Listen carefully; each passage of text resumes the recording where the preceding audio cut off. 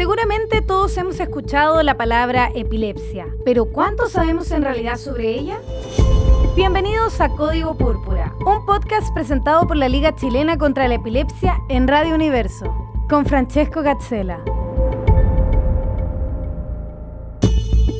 ¿Cómo están? Bienvenidos, bienvenidas. Los quiero invitar a conocer este espacio que está iluminado con una luz maravillosa. Y es que nos invita a conocer Código Púrpura.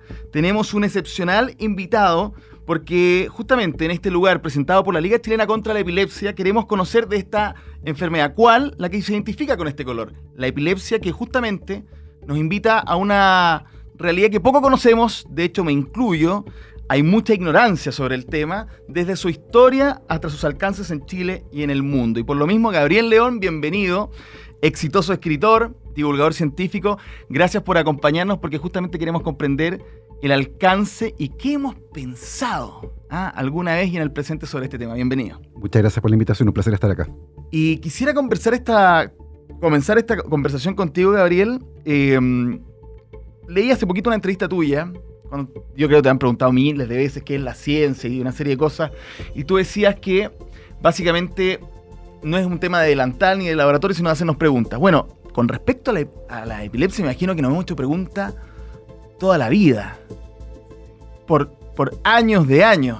¿Y cómo la interpretábamos antes? Cuéntanos, por favor, cuál es tu visión con respecto al tema. Bienvenido. Muchas gracias, un placer estar con ustedes para conversar de un tema que es fundamental, es tremendamente importante. Y las preguntas con respecto a la epilepsia tienen miles de años, literalmente.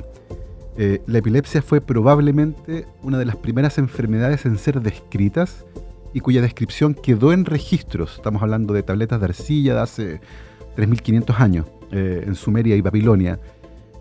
Ahora, hay una cosa súper interesante al respecto y que se vincula también con la introducción que hiciste con respecto a la naturaleza de la ciencia. Si uno quisiera definir la ciencia, podría decir que la ciencia es una manera de entender el mundo. Claro. ¿Ya? Y una cosa interesante de aquello es que nuestra comprensión del mundo al principio de la civilización era bastante rudimentaria. Y hay una cosa fundamental que tiene que ver con el cerebro humano, y es que a nosotros no nos gusta no saber. Nos sentimos profundamente incómodos en la incertidumbre. Es algo que uno puede notar hoy, por ejemplo, cuando no tiene muy claro qué va a ocurrir en el futuro con su relación o con el trabajo. Por eso miramos los horóscopos, por eso tenemos esa necesidad de control cuando, por ejemplo, vamos de copiloto en el auto, no manejando, y nos agarramos de la manillita y tú dices, ¿a cuánto va este loco? Y tú miras y va a 40 por hora. Pero como no eres tú el que va manejando, esa sensación de falta de control te produce una sensación de incomodidad gigantesca. Y a nuestro cerebro no le gusta no saber. Y es tan fuerte esta sensación que incluso preferimos tener una respuesta inventada. Es decir, cuando nos enfrentamos a un fenómeno que no entendemos, en vez de decir, no sé qué está pasando acá, empezamos a buscar explicaciones en otro lado. Que alguien nos diga algo en el fondo, ¿no? Absolutamente. Y al comienzo de la historia, las explicaciones con respecto a la epilepsia eran sobrenaturales. Las explicaciones que teníamos a mano tenían que ver, por ejemplo, con los dioses, con maldiciones, y con cosas que estaban fuera de nuestra comprensión, pero la explicación era eso. ¿Cuál es el problema de eso? Es que la persona enferma no está enferma, está maldita. Y por lo tanto muchas veces la explicación venía de la mano con una acción, con la relegación o con el estigma. Además hay que entender que la epilepsia es una enfermedad neurológica, se produce por alteraciones en el cerebro, pero tiene una manifestación clínica clara, habitualmente acompañada por convulsiones, por ejemplo. Claro. Y esa manifestación generaba evidentemente la necesidad de entender por qué ocurría, y por lo tanto esas explicaciones generaban un montón de mitos. Déjame interrumpirte ahí un segundo porque quiero ir a un tema que también tiene que ver con lo que tú me estás relatando, pero desde el punto de vista de que finalmente esas dudas, esa incertidumbre, esa búsqueda de respuesta, ese entender, porque estamos hablando de una manifestación, si son convulsiones, por ejemplo, muy fuerte, muy potente para personas que poco y nada sabían o tenían poca capacidad de responder a esas preguntas. Pero igual, a pesar de todo lo que ha pasado en la historia de la humanidad, seguimos un poquito con una reacción, quizás muchas veces. Entonces, increíblemente, a pesar de los 3.000 y tantos años que tú dices, tenemos todavía, desde la ignorancia, una reacción muy propia. Yo creo que también hay algo nos describe como una humanidad, lo que tú señalas con la actualidad. O sea, es muy fuerte. Sí, mal que mal somos animales, y nuestra capacidad de raciocinio funciona de una manera muy particular. Cuando uno ve algo, una de las primeras respuestas es miedo. Tenemos la tendencia natural a enfrentarnos a los fenómenos muchas veces que no entendemos con un poco de temor. Hay una estructura en el cerebro que se encarga de eso, que es la amígdala. De hecho, el procesamiento de las emociones vinculadas con el miedo es tan fuerte que muchas veces en experimentos donde a personas se les muestran caras de personas enojadas, la amígdala se prende, pero cuando tú le preguntas a la persona qué vio, no tiene idea. Sabe que vio una cara, pero no tiene idea qué expresión tenía. Sin embargo, la amígdala lo sabe y por eso se prendió. Sin embargo, el procesamiento emocional después pasa a la corteza cerebral, y es la corteza la que te dice, viejo, tranquilo, esto no es peligroso, es un fenómeno que podemos manejar, pero eso toma un segundo paso.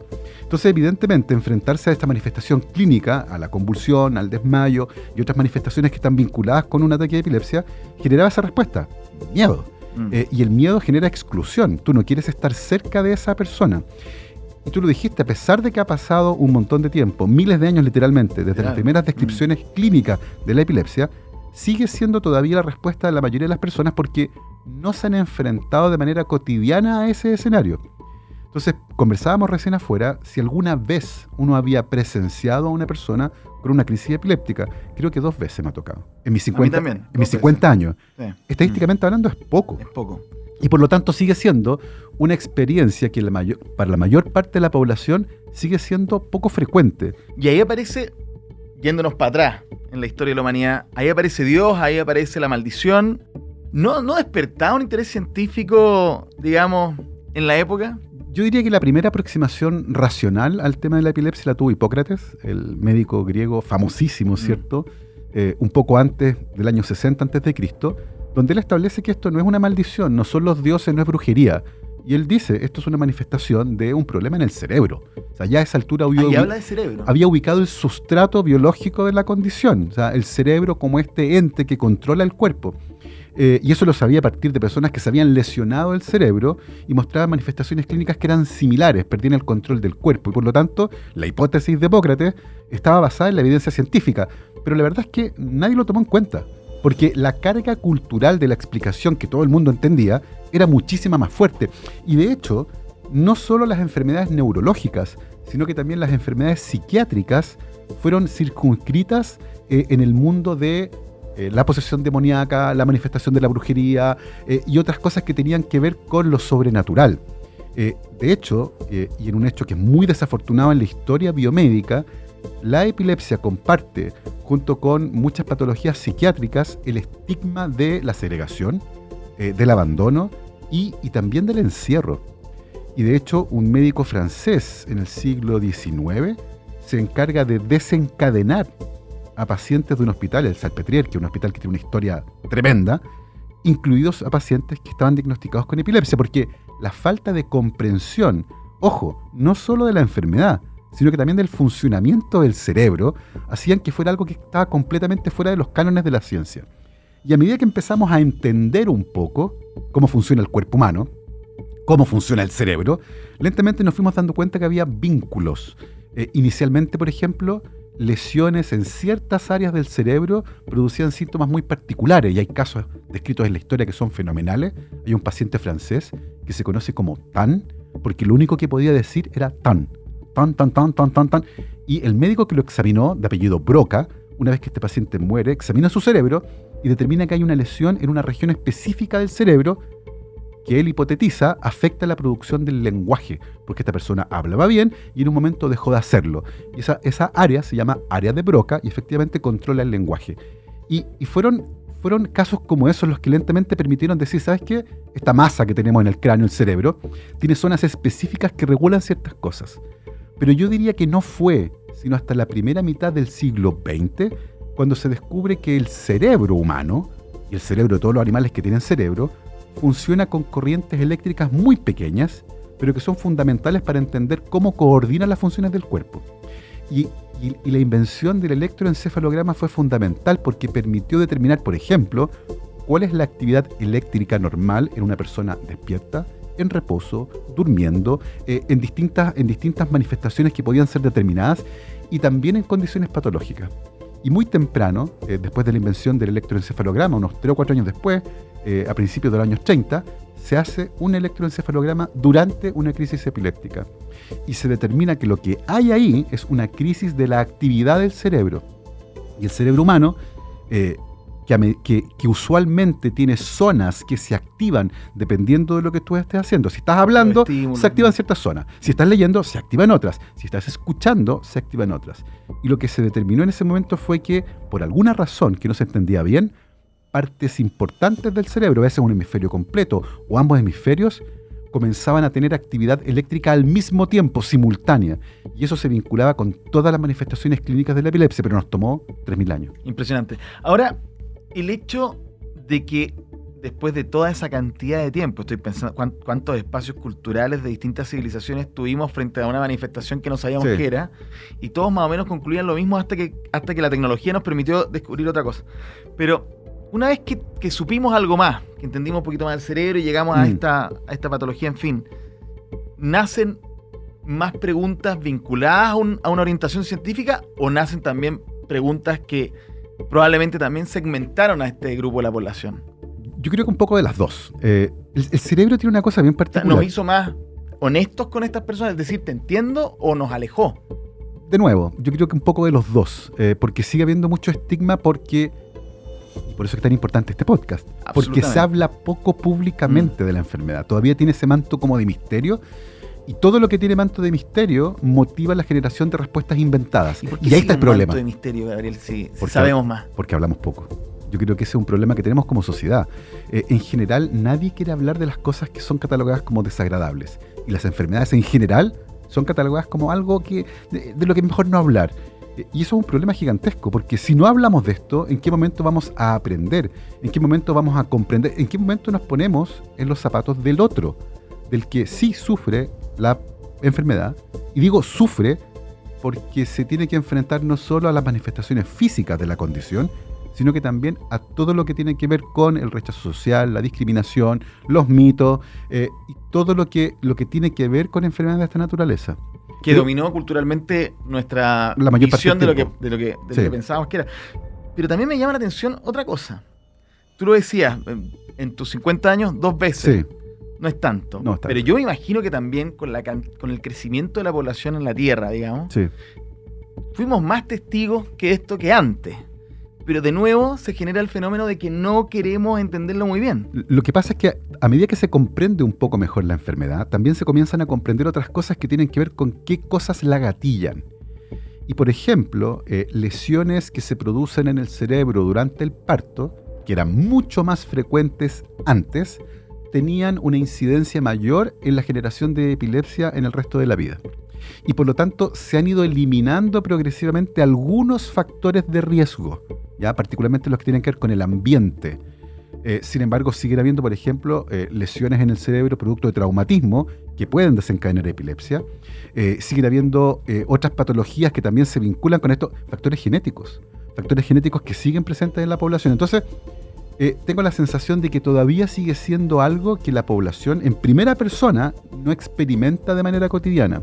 Probablemente las personas que cuidan, los familiares y los amigos de personas que tienen epilepsia sí lo tienen claro. Pero tengo la sensación de que sigue siendo todavía, porque además no es algo que se presente de manera permanente. Tú de hecho puedes encontrarte con una persona diagnosticada con epilepsia y no va a tener en ese momento una crisis. Y tú sencillamente no vas a poder, si no te lo dice, no vas a pensarlo. Claro. Tú no conoces y dices, ¿y esta persona tendrá o no tendrá? Uno no piensa en esas cosas. No. Entonces, a no ser que lo veas en el momento, ni siquiera te vas a enterar. De hecho, entonces, puede que conozcamos muchas personas que tienen epilepsia, pero debido a que la recurrencia de los ataques no son permanentes, no te va a tocar en el breve espacio de tiempo que compartes con esa persona, en un almuerzo, en un carrete, en una conversación, no va a tocarte ver la manifestación clínica y por lo tanto para ti no la tiene. Entonces, eso disminuye aún más la experiencia individual con la enfermedad, lo que por supuesto contribuye a que se sigan perpetuando estas ideas con respecto a la epilepsia. Te quería hacer una pregunta que no tiene que ver directamente con probablemente el desarrollo del conocimiento con respecto a esta patología, pero sí probablemente con la respuesta de la población frente a la información. Que me imagino yo pasa un poco lo mismo cuando la ciencia avanza o el conocimiento avanza sobre X materia y se enfrenta a una resistencia cultural. Sí, claro.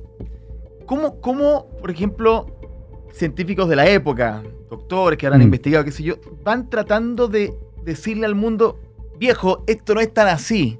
deja de rezar, esto es otra cosa. No sé, estoy tratando un poquito de exagerar, pero básicamente es eso. ¿Cómo funciona eso? Yo me imagino que hasta el día de hoy pasa un poco lo mismo con otro tipo de cosas, pero... Es extremadamente complejo, porque después de todo, la científica y los científicos que se dedican a distintas áreas de la ciencia no fueron entrenados para contar lo que hacen. Fueron entrenados para hacer lo que hacen, que es hacer investigación científica, hacerse preguntas, intentar contestarlas, hacer experimentos, interpretarlo y llegar a conclusiones. Pero nadie los entrenó para decir, ok, todo este conocimiento se lo voy a transferir a... No. Y por lo tanto tenemos un desafío constante, que es cómo el conocimiento científico que se ha acumulado en la historia de la humanidad, desde que se publicó la primera revista científica por allá por el año 1665, cómo eso va permeando lentamente en la sociedad. Y la respuesta es que es así, lentamente.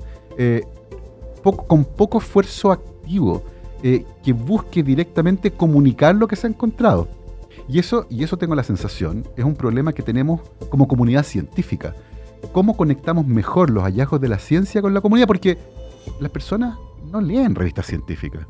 Ese paper, ¿quién lo vio? Porque no es para ellos, está escrito en otro idioma, porque es comunicación entre científicos. Bueno, y a eso te has dedicado los últimos años con mucho éxito. Bueno, y por eso que espacios como estos son tan importantes, porque lo que buscamos justamente es reunir esa evidencia y presentarla en un formato distinto, en este caso, en una conversación que permita entender mejor un fenómeno que sigue siendo todavía complejo. Para ti, como científico, divulgador, como persona que ha visto esto también en su vida cotidiana, y para ir cerrando también, ¿cuál es la clave? ¿Cuál es dirías tú, el foco que debiéramos hacer? Todos quienes están viendo ahora este programa, esta conversación, la están escuchando en la radio. ¿Con qué me quedo? Más allá de lo interesante, que claro, sin duda para mí ha sido una entrevista interesante, pero me refiero, ¿con qué me quedo? ¿Dónde hago foco? Quizás dónde busco información. Hay varios focos. El primero tiene que ver con rehumanizar a la enfermedad. Muchas veces hablamos de la enfermedad, pero la enfermedad se manifiesta en personas que muchas veces enfrentan problemas cotidianos producto de una etiqueta que tienen que andar cargando. Y yo creo que lo importante, probablemente lo más importante, es recordar aquello. Hay una persona detrás de esa etiqueta y por lo tanto la rehumanización de la condición es fundamental. Eso es lo primero. En segundo lugar, entender que muchas veces mucho de lo que sabemos sobre algo no es cierto. Estamos llenos de historias que hemos escuchado, que se han repetido constantemente en nuestro entorno, que chocan fuertemente con la evidencia científica. Y por lo tanto, buscar fuentes de información que permitan acceder a datos claros y correctos es fundamental. Por eso que estamos teniendo esta conversación al alero de la Liga contra la Epilepsia, porque reúne a un grupo de profesionales que entienden probablemente mejor que nadie en Chile en qué consiste esta enfermedad, cuáles son los mitos que han escuchado, cómo contrarrestarlos. Y esta es una fuente de información que las personas pueden utilizar. Si han escuchado alguna vez algún mito con respecto a la epilepsia, a cómo controlar una crisis, lo que ocurre después de ellas, compartan este audio. Creo que eso es fundamental también, porque al final del día, con la enorme cantidad de información y desinformación que existe en las redes sociales y en la vida en general, creo que también es la hora de que nosotros, como consumidores de información, asumamos la responsabilidad que tenemos de esforzarnos por buscar fuentes que sean confiables para acceder a información que sea de valor. Gabriel León, gracias por estar con nosotros en Código Púrpura. Gracias por invitarme. Ustedes también, que estén bien. Esto fue Código Púrpura. Un espacio de conversación, ciencia, historias, mitos y verdades sobre la realidad de la epilepsia en Chile. Presentado por Liga Chilena contra la Epilepsia en Radio Universo.